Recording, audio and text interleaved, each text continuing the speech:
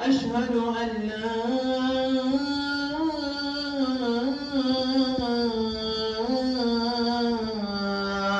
إله إلا الله.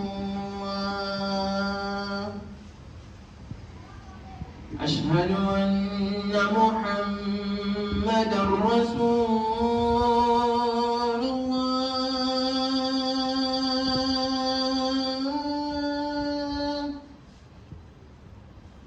أشهد أن محمدًا رسول الله.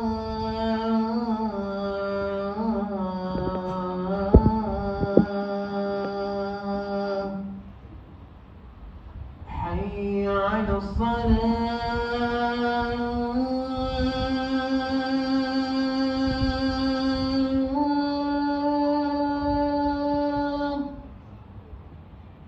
حي على الصلاة.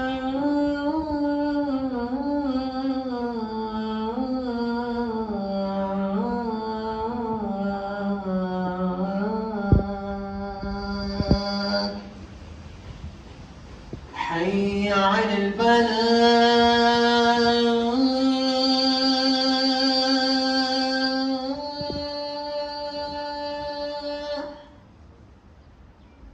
حي على الفلاح.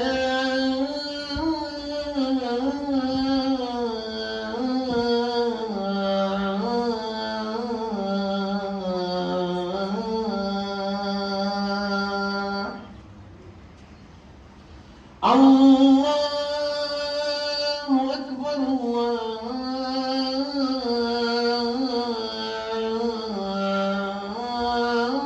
الله أكبر. لا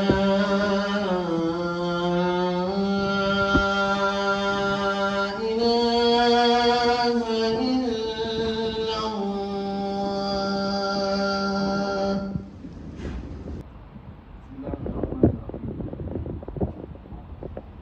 الحمد لله وحده والصلاة والسلام على من لا نبي بعد. عيسى ابن مريم عليه السلام هو أولو العزم من الرسل.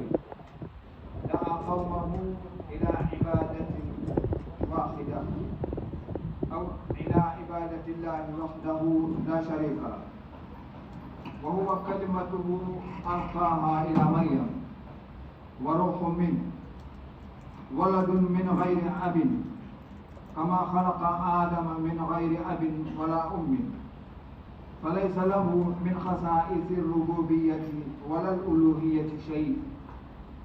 وفي رسالته القيام بالعبادات وحسن المعاملة والأخلاق الفاضلة. قال الله سبحانه وتعالى عند سئل أمه وقال عيسى إني عبد الله آتاني الكتاب وجعلني نبيا وجعلني مباركا أينما كنت وأوصاني بالصلاة والزكاة ما دمت حيا وبرا بوالدتي ولم يجعلني جبارا شقيا. وفي رسالته الرحمة قال تعالى ولنجعله آية ورحمة منا.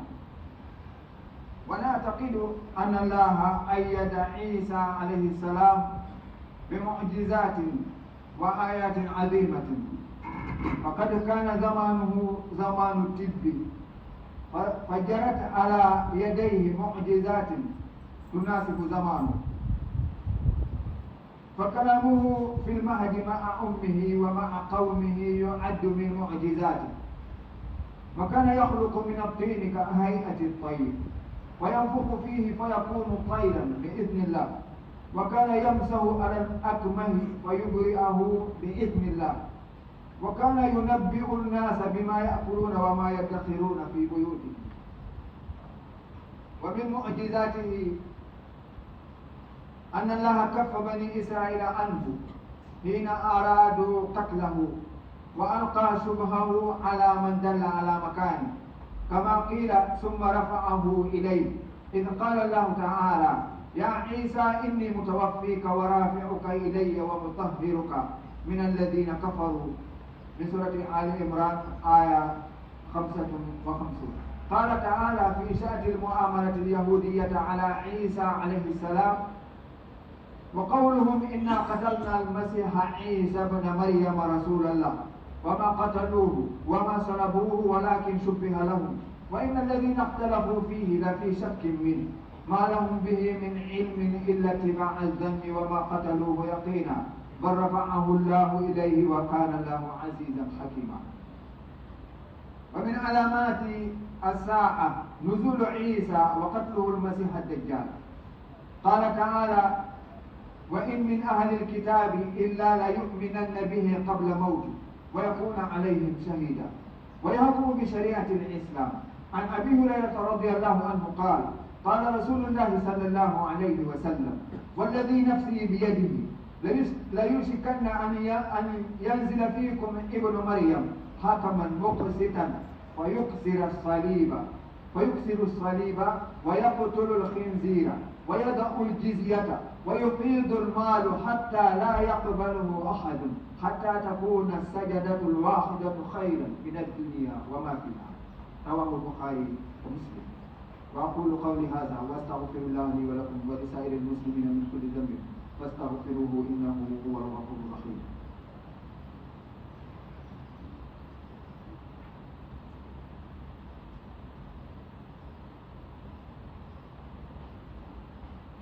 الحمد لله رب العالمين ثم الصلاة والسلام على رسول الله.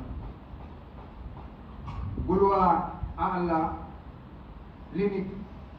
Et je prie sur son messager, Muhammad sallallahu alayhi wa sallam, je demande que la paix et le salut soient sur lui, ainsi que tous ces messagers qui viendront derrière lui. Et je prie Allah subhanahu wa ta'ala que ses apôtres, ce qui veut dire ses sahaba, Muhammad sallallahu alayhi wa sallam, qu'Allah subhanahu wa ta'ala les accorde de sa miséricorde et son gréement. Et aussi, Isa ibn Maryam, Jésus le fils de Marie, alayhi salam, que la paix soit sur lui, il est parmi les plus grands messagers qu'Allah subhanahu wa ta'ala a envoyés sur terre. Il a appelé ses gens, sa population, d'adorer Allah subhanahu wa ta'ala seul, sans lui associer, et c'est un recommandement d'Allah subhanahu wa ta'ala qu'il a donné à Jibril de partir dire comme il faut dire à Isa d'être, et il est né. C'est comme ça qu'Allah subhanahu wa ta'ala a dit wa kalimatullahi alqaha ila Marie. Il a jeté le mot là sur Marie et Jésus est né. Il est parmi les âmes que Allah subhanahu wa ta'ala a mis sur lui, parmi ces âmes que Allah subhanahu wa ta'ala lui-même a créées. Il est né sans père, comme était né et créé Adam sans père ni mère. Et il n'a pas d'associé, lui, Allah subhanahu wa ta'ala, sur son travail. Et il n'y a pas pour Isa une spécificité de divinité ou bien de seigneurie que lui seul il a, sans que les autres messagers soient associés de la manière dont Allah subhanahu wa ta'ala lui a créé et lui a envoyé sur terre. Il y a parmi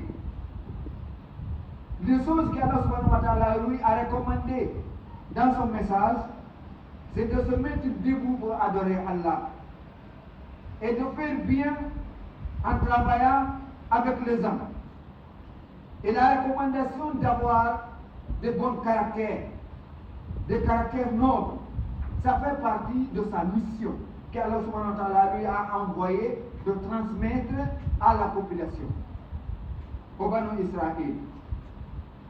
Au moment qu'il a dit, moi je suis un serviteur d'Allah, Abdullah, je suis un esclave d'Allah, ce qui veut dire il m'a créé comme il a créé tous les êtres humains.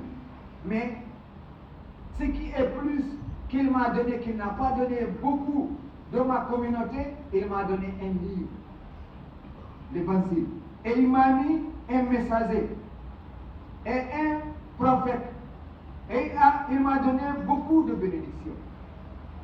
Il a fait le baraka dans ma vie et de ce que je transmets à la population de Banu Israël. Elle m'a ordonné aussi de faire la prière et de faire sortir l'aumône tant que je suis en vie. Et je sois aussi humble et respectueux envers ma mère. Il ne m'a pas fait comme quelqu'un qui est dictateur et sanglant envers les autres. Et parmi les messagers qu'il m'a donnés, Allah subhanahu wa ta'ala a dit, il a fait la miséricorde sur mon message. Il a fait des signes de la grandeur de lui, Allah subhanahu wa ta'ala, avec sa manière de manifester de diverses manières sur la terre et sur les êtres humains, pour les montrer qu'il est le supérieur à toutes choses. Et il m'a accordé aussi la miséricorde que je dois diviser et transmettre à mon peuple. C'est pourquoi nous les musulmans, nous croyons que Allah subhanahu wa ta'ala a renforcé Isa alayhi salam par des miracles. Et il a fait des signes, des grands signes. Et c'était en ce moment, au moment qu'il vivait, c'était un moment de la médecine. Et Allah subhanahu wa ta'ala a fait passer sur ses mains des miracles de la médecine. Parmi ces miracles d'abord, au moment qu'il a parlé, au moment qu'il était dans le berceau, il a parlé aux autres. Un enfant qui vient de naître va dire que moi, je suis un esclave d'Allah. Allah subhanahu wa ta'ala m'a envoyé pour transmettre le message à la population de Bani Israël. Au moment qu'il est né, le premier jour, le premier moment qu'on lui voit, c'est ce qu'il a parlé. Ça fait partie des miracles qu'Allah subhanahu wa ta'ala lui a donnés. Il y a parmi ces miracles aussi, il prenait une glaise de boue, il sifflait sur ça, il formait un oiseau, et l'oiseau vivait ça s'envolait par par l'odeur, par l'eau d'Allah subhanahu wa ta'ala, le miracle là, l'oiseau là va vivre, tout le monde va voir l'oiseau là, va s'envoler. Et ici, et aussi, il y a parmi ces miracles, il prenait quelqu'un qui est lépreux, ou bien quelqu'un qui est né aveugle. Il massait sur son visage, les yeux vont s'ouvrir, la personne va voir. Ça faisait partie de ce miracle. Et il faisait aussi parmi ces choses-là, comme j'ai dit tout de suite, quelqu'un qui a la maladie de la peau, il touchait la peau là, la personne va guérir par la permission d'Allah subhanahu wa ta'ala. Et il annonçait aux gens, il les parlait, il les informait de ce que la personne les a gardés dans leur maison. Tu vas venir seulement, il va te dire que tu as 2 kilos de riz chez toi, tu as gardé telle chose, tu as gardé telle somme d'argent. Ça, c'était des miracles qu'Allah subhanahu wa ta'ala lui a donné. Mais est-ce que c'était lui seul? Ça, c'est une adoration. De faire des miracles, ce n'est pas une adoration. C'est là que beaucoup de gens se sont égarés. Quelqu'un qui fait du miracle, c'est des signes de la gloire d'Allah subhanahu wa ta'ala. Ou bien la bonté de la personne, ou bien les bonnes relations entre lui et le Seigneur. C'est le signe là. Vous avez vu Nabi Moussa, il avait un bâton, il est venu seulement, le bâton s'est transformé en un serpent. Le prophète sallallahu alayhi wa sallam était parti dans la brousse, il était assis, il y a quelqu'un qui est venu là-bas, il avait une maquette bien limée. Il dit, si tu vas me dire la preuve que tu es messager, sinon je vais t'achever ici, je vais te tuer. Le prophète a dit, sallallahu alayhi wa sallam, va demander à l'arbre là-bas de venir témoigner. Il est parti, il a dit à l'arbre là, le prophète Mohammed sallallahu alayhi wa sallam t'appelle. Le bois là, étant debout avec les arbres, les racines, tout, l'arbre a fendu la terre jusqu'à venir devant le prophète, il s'est mis debout, il a dit que j'atteste qu'il n'y a aucune divinité qui mérite d'être adorée, sauf Allah subhanahu wa ta'ala, et toi Muhammad, tu es son prophète et son messager. La personne a attesté directement que Muhammad sallallahu alayhi wa sallam est le messager de Dieu. Regardez parmi les gens qui sont bien, Omar ibn Khattab, il était debout faire le khutbah comme je suis en train de faire ici, à Madinat Munawwar. À beaucoup de kilomètres vers Khaybar là-bas, il y avait une guerre que les musulmans étaient en train de faire là-bas. Il a appelé là où il était debout là. Il a dit derrière la montagne, derrière la montagne, derrière la montagne. Le chef du groupe de combattants qui était là-bas, la personne a entendu. Il a envoyé un groupe derrière la montagne pour combattre les mécréants là-bas. Ils venaient de là-bas, ils les ont combattus, ils les ont vaincus. Ça fait partie des miracles. Ça ne veut pas dire que c'est une religion. Ça, ce n'est pas une adoration. Les miracles ne sont pas une adoration.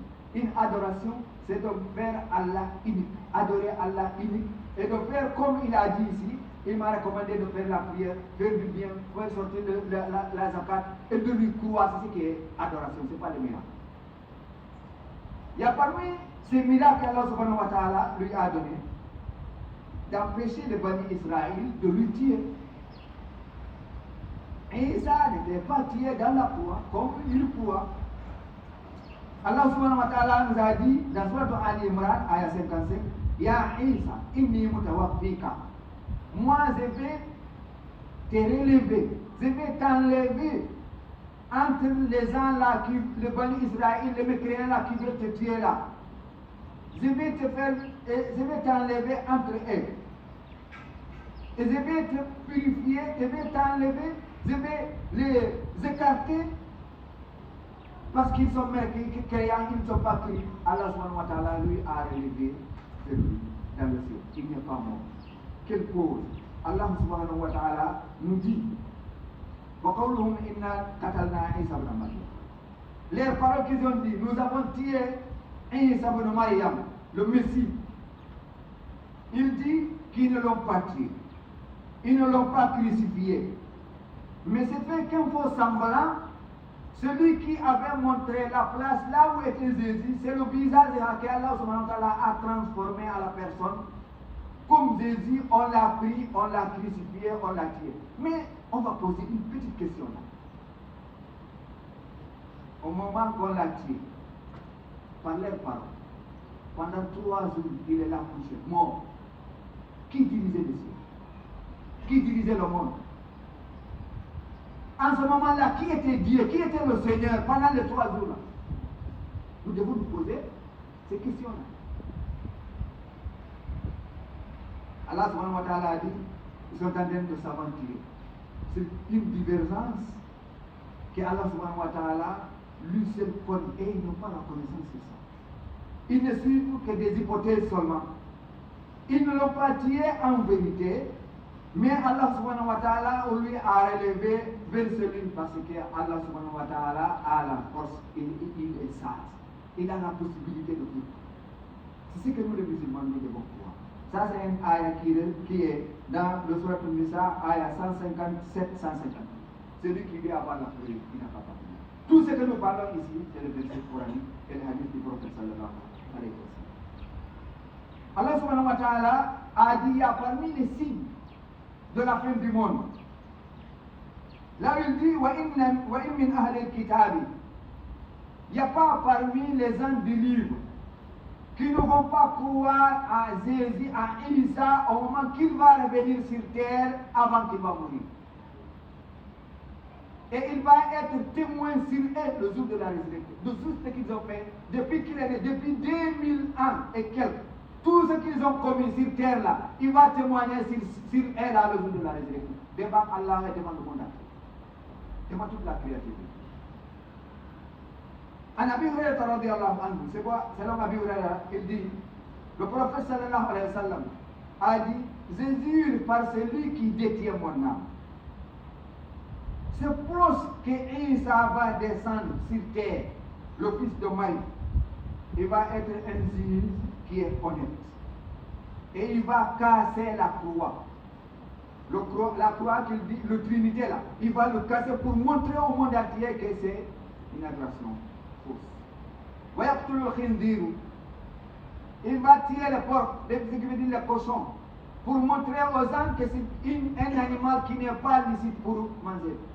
même ceux qui mangent le cochon là, ils savent que c'est un animal qui est illicite.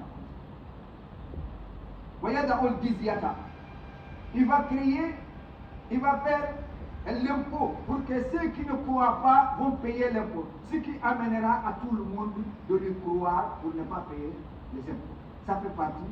Et Allah subhanahu wa ta'ala a dit tout le monde va le croire. Il y aura une abondance de la richesse. Jusqu'à que quelqu'un qui va venir, tu vas lui donner 1 million ou 2 millions, il va dire que moi je n'ai pas besoin. C'est plus que ça. Parce que son jugement et la manière dont les gens vivent, c'est une honnêteté. Vous savez, Omar ibn Abdulaziz, il avait vécu ici pendant 2 ans. Il était le roi des musulmans. Tellement qu'il y avait l'honnêteté sur terre en ce moment-là. Ils ont dit que un lièvre peut venir devant un mouton, il ne va pas lui attaquer parce qu'il y avait l'honnêteté sur terre. Ça s'est passé ici pendant 2 ans sur la terre là. Après le Mohammed sallallahu alayhi wa sallam, le petit-fils de Omar ibn Khattab, c'est lui qui était le roi en ce moment, le roi des musulmans. Allah subhanahu wa ta'ala a dit à l'âme du prophète que le jour là, avant la fin du monde, Jésus va revenir, il va juger jusqu'à ce que les gens n'auront plus besoin de richesse, tellement qu'il sera à l'abondance. Vous voyez, nous savons tous, pourquoi quelqu'un dit que moi je suis pauvre, l'autre est riche, c'est parce qu'il y a peu, il n'y a pas d'honnêteté aussi. Sinon, s'il y avait l'abondance, comme nous savons tous Kadhafi a fait en Libye, si le monde entier était comme ça, tu vas te marier, tu vas vouloir une maison, on va t'offrir là, tu ne vas pas payer le courant, tu ne vas pas payer l'eau, tu ne vas pas payer la maison, tu vas avoir la besoin de quoi? L'école, c'est l'État qui va prendre la charge de tes enfants. Tu vas avoir besoin de quoi? Mais c'est l'injustice qui appauvrit le monde entier. C'est pourquoi les gens sont pauvres, ils ont beaucoup de soucis. Jusqu'à le prophète dit sallallahu alayhi wa sallam en ce moment-là, de faire une prosternation. Pour Allah subhanahu wa ta'ala, les gens vont choisir de tout ce qui est là. C'est pourquoi là, le prophète dit, les 2 rakas de Fajr, le matin, sont mieux que tout ce qui est le monde contient. C'est mieux que tout ça. C'est pourquoi s'il y a beaucoup de richesses, tu n'as pas besoin d'autre chose sauf d'adorer Allah subhanahu wa ta'ala.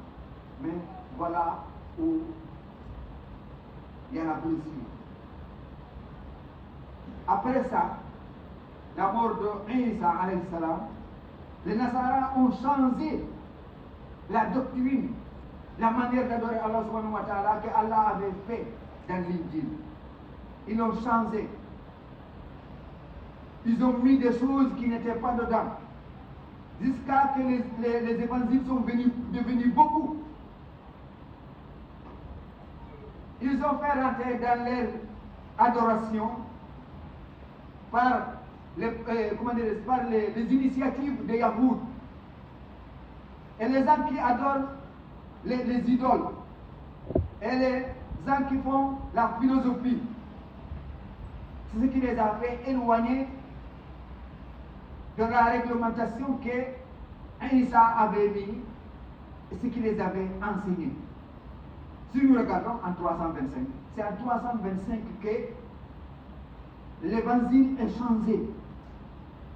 À cause de qui? Constantin le Grand. Il était un roi romain. Il y avait un pape qu'on appelait Saint Sylvestre Ier. Ce sont les 2 là qui ont amené la Trinité. Ce sont eux là qui ont créé la Trinité. Ce qui veut dire le Père, le Fils, et comment dire, le Père, le Fils, comment on appelle ça, et le Saint-Esprit. Ce sont les 2 là qui ont créé ça. Après 325 ans de la mort d'Isa, comme nous attendons à tout moment, qu'après 1150 ans et quelques, qu'il y a eu un endroit là où quelqu'un est dormi, il s'est réveillé en étant debout comme ça, en voyant le prophète sallallahu alayhi wa sallam, lui a amené là-bas le salat à la Nabi. Ça c'est de salissement. C'est ce qui est arrivé à Zéla aussi. Qu'Allah subhanahu wa ta'ala a dit, ils sont éclairés.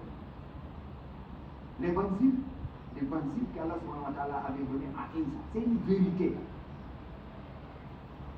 Il y a l'annonce du venu du prophète sallallahu alayhi wa sallam qu'on appelle là-bas Baal Khalid. Mais ils ont changé, ils ont mis beaucoup. C'est pourquoi vous voyez les témoins de Jéhovah et ils n'acceptent pas la Trinité. Le groupe l'a dit qu'Allah subhanahu wa ta'ala, il n'y a pas trois, c'est un seul Dieu. Les témoins de Jéhovah. Mais maintenant, comment c'est arrivé? Voilà, c'est Muhammad sallallahu alayhi wa sallam qui est en train de nous raconter. Il dit selon Abi Hurairah radiyallahu anhu, Jésus, par celui qui détient mon nom, ne va pas m'entendre dans cette communauté. Un Yahoud ou bien Nasran, après ça, il va mourir. Il ne m'a pas crié, sauf qu'il va être parmi les endroits. Ça, c'est clair. Rawah Muslim. Et aussi, il y a parmi les choses qui sont véridiques que Isa ibn Maryam a amené, il dit, Allah subhanahu wa ta'ala a donné une divergence entre les prophètes et les messagers. Pourquoi? C'est la doctrine d'adoration, l'unicité d'Allah. Et comment l'adorer, la prière, c'est quelque chose de la même chose. Ça, c'est la doctrine, c'est Aqidah. C'est la croyance que tous les messagers ont transmis. La différence est quoi dans leur communauté? Qu'est-ce qui est là en ce moment qu'il y a la différence entre cette communauté et les autres? Au moment que Moussa était venu, il avait interdit beaucoup de choses en Banu Israël de ne pas manger. Mais Isa, Allah subhanahu wa ta'ala, lui a envoyé pour les diminuer, pour assouplir les fardeaux qu'il avait. Parce que eux, en ce moment, si quelqu'un désobéit à Allah, Allah subhanahu wa ta'ala va ordonner à Isa de leur dire, sanctifiez-vous. Si les autres tuent les autres, c'est là que je vais vous pardonner. Sauf ça, là, je ne vous pardonne pas. Mais dans notre religion, si tu commets une erreur, tu vas repentir seulement, Allah subhanahu wa ta'ala va te pardonner. C'est qui est la différence. C'est la manière de faire là qui est la différence. Sinon, la doctrine à l'islam, d'être soumis à Allah subhanahu wa ta'ala, c'est la même chose que tous les prophètes ont fait. Allah subhanahu wa ta'ala nous dit que eux là, ils ne doivent pas s'exagérer dans leur adoration. Ya ahlal kitabi la taghlu fi dinikum. N'exagérez pas sur votre adoration dans votre religion. Ne dites pas que Allah subhanahu wa ta'ala, sauf des choses qui sont véridiques. Sachez que Masih, le fils de Maryam, c'est un messager d'Allah. Avec son ordre qu'il a envoyé et le roux qu'il a envoyé pour créer Isa alayhi salam. Nous avons passé sur ce point que ceux qui ont dit qu'il y a la Trinité, Allah subhanahu wa ta'ala les a qualifiés de mécréants. لقد كفر الذين قالوا إن الله ثالث ثلاثة. Ceux qui ont dit que Allah est le troisième des tiers, des trois là, Allah subhanahu wa ta'ala les a qualifiés comme des mécréants. Mais il y a d'autres parmi les musulmans qui vont dire non, pas, non, si. Allah dit kafara, al-kufru, c'est la mécréance de désobéir à Allah subhanahu wa ta'ala. C'est le mot là qu'Allah subhanahu wa ta'ala a mis dans le Surat al-Ma'ida. C'est des versets coraniques. Allah subhanahu wa ta'ala nous a dit aussi, le Messie, fils de Marie, n'est qu'un messager d'Allah, que des messagers comme lui sont passés. Et sa mère est une mère véridique. Voilà le mot qui blesse. Kana ya'kulani ta'am. Marie et sa mère, ils mangeaient la vie. On peut qualifier Dieu quelqu'un qui mange. Quelqu'un qui mange, il va faire quoi après?